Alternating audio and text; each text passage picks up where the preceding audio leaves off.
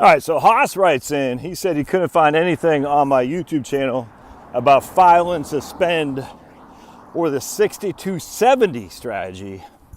And I think he said file and suspend has been revoked, but does that mean the 6270 strategy has as well? No, absolutely not. And we got a leaking faucet here. And just lots of water going downstream because water chases after gravity. All right, so look at all that waste. All right, so 6270 strategy, Haas, it works like this. We're just going to use me and my better half, old Shar. Actually, funny. You want to hear something funny?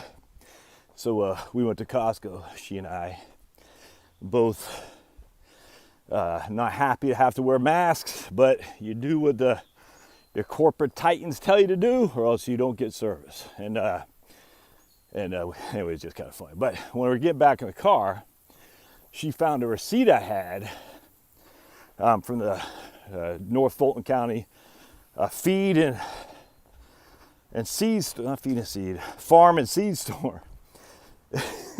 It was signed. It wasn't my receipt. It's signed by some lady. And Charles like, hey, who's this? Why does she have a receipt in your car? It's just kind of funny. I guess they gave you the wrong receipt. And she looked her up on Facebook. Looked her up. I don't think she looked her up on LinkedIn. I mean, she was just kind of goofing on me. But she goes, yeah, I'm going to get Maddie to investigate. Anyway, she looked her up on Facebook. I think she was like 70 years old, a woman that we think is this lady whose receipt I had.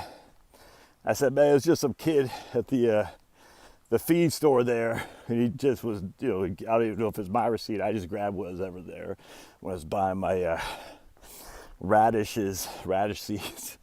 It was just kind of funny. So when you have a good relationship, you can laugh at stuff like that, which is great because, we've been together for many moons. And I think it's one of those things when you're married and you love each other, you're able to roll with the punches when weird things happen. Now, this is just a silly thing. I mean, it was just kind of goofing on me. But it's like, when you have a good relationship, you can just laugh at things that in other circumstances might lead people to bitterness, and that's not good when it comes to relationship. So anyway, so what does that have to do with this? All right, so check it out. I'm 4 years older than Charlotte. All right, so she's a woman younger than me. Who's going to die first? Well, it's going to be old Josh, absolutely. All right.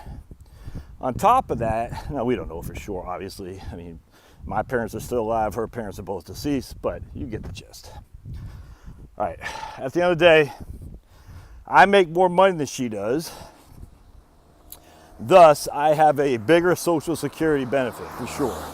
Because for, 15 years, she didn't work or didn't make much. Working part-time as a teller at Bank of America, doing various odd jobs part-time, but she didn't make much money. So her Social Security benefit is going to be sparse compared to what mine's going to be. All right. So now I'm 66, she'll be 62. My full retirement age is 67. All right. So the question that comes to mind is, if her benefit is negligible, when should she take it? Well, she should take it at 62. Let's just say her PIA is, I'm just going to say for simplicity, $1,500 a month, and we're going to reduce that by 30%. So her benefit, if she takes it early, will be $1,000 a month. All right, so we're doing this for two reasons. So she's going to take it earlier. Now we'll say my benefit is $3,000 a month. All right. So what you have to concern yourself with is that'll be my PIA. And I don't know that to be true off the top of my head. I think it's $2,800, but just hear me out. So her benefit is $1,500 a month. My benefit is $3,000 a month, all right? So her benefit as a spouse will be half of mine, $1,500 a month. That's what it will be. But she has to be at full retirement age to take that. Inherently, I'll have to be at my full retirement age to get that as well. So if I took mine at 67 at $3,000 a month, and she was able to get her spousal benefit would be $1,500 a month, but she has to wait till she's 67. All right, now she could take a spousal benefit when I take my benefit, but she'll be 63 years old. The spousal benefit will be reduced, but it's almost the identical benefit as her reduced benefit will be if she takes it early. I hope that makes sense. So she should take it at 62 to get that $1,000 a month. Now I take my benefit at 70, so instead of $3,000 a month, it'll be $3,800 or something like that. All right, so I get $3,800 a month at 70. She will still continue to receive $1,000 a month. Her benefit won't go up. Her spousal benefit does not. You don't get a bump in spousal benefit by me delaying and taking my delayed earnings credits. We know right out the gate what her spousal benefit will be. It'll be half of my PIA. We know that, all right? We also know what her own benefit will be, and thus we can compare the two. Reduce spousal benefit or reduce her own benefit based on her record. In this case, it's one and the same. So you might as well just take it and lock in that $1,000 a month. Part two of this, I take my benefit at 70, I get $3,800 a month. So between us, that's $4,800 a month, my friends. That's real money. And that's almost $60,000 a year. And if that's all the income we have, it's tax-free. All right, so let's just use that for an example. So we're like, freaking man, that's pretty good. Now we'll say, what if I die when I'm 74? Well, she will lose that $1,000 a month, but she'll then get my benefit of $3,800 a month. But the whole time, I'm 74, she'll be 70. For those previous 8 years, she was getting $1,000 a month. So 8 times 12 is what? 98, something like that? So she was able, this is not adjusting for cost of living either. We're just using straight numbers because I can't think that far in my head. So she's able to get $98,000 in Social Security benefits while I'm waiting for my benefit to kick in that I'll only get for those 4 years. So I die at 74. She gets my full benefit with the delayed earnings credits at $3,800 a month. She'll lose her own benefit of $1,000 a month, but she was able to pocket those $98,000 in the interim. That means $98,000 less we had to pull from our portfolio, $98,000 less I had to work for an income or whatever it would be. So she gets the benefit of a higher benefit at my death, was able to get some of her own benefit all the while I was waiting for mine to grow.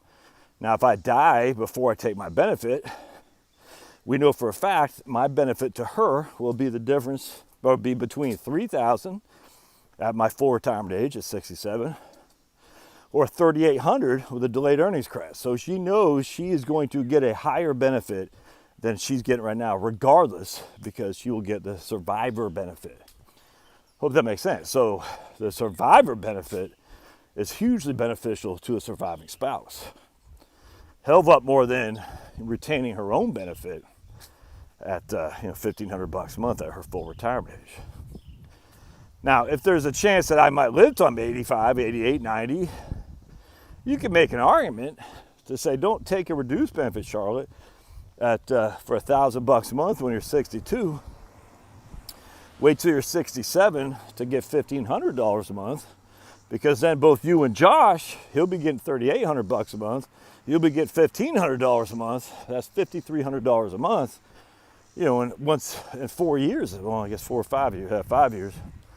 Once you guys are, Josh is at 70 and you're at full retirement age at 67. Well, you can make that argument for sure. And you could calculate it to say, well, as long as Josh lives until he's like 82 or something like that, that will have provided us more income in the overall scheme of things. If you're just looking at a simple break-even analysis, I think it might be 84. Either way, What if I don't survive that long? Well, then we had to pull money from the portfolio, to generate $1,000 a month. And then she wasn't able to live off any of her own benefit for very long. Again, if I die at 74, she'll be 70.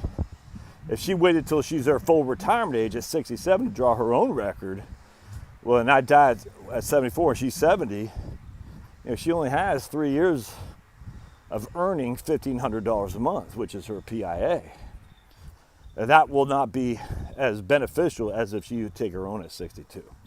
You really just got to crunch these numbers, Haas, but there's a lot of contingencies. A lot of people have studied this. The problem is you don't know when you're going to die. I mean, hell, Charlotte could die first. And if she dies first, that's another drawback too, frankly. If she dies before I do, before she took her benefit, I mean, I can take a survivor benefit, but once I'm 70, I have to take my own benefit. That makes sense. So essentially, if she dies at 67, I'm 71, and she hasn't taken her benefit yet, we get no benefit off her record.